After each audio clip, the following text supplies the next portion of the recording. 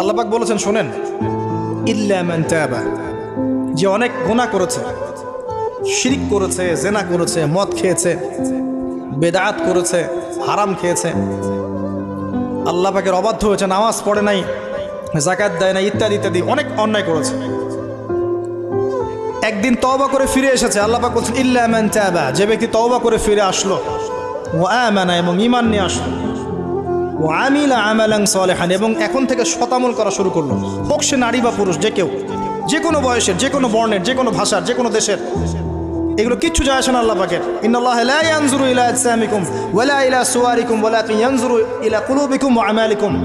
আল্লাহ পাক শুধু কলব দেখেন, আমল দেখেন, রক্ত মাংস বর্ণ এগুলো দেখেন না। আল্লাহ পাক ফিরে এসেছে, আমল, ঈমান এনেছে, আমল সালেহ করেছে।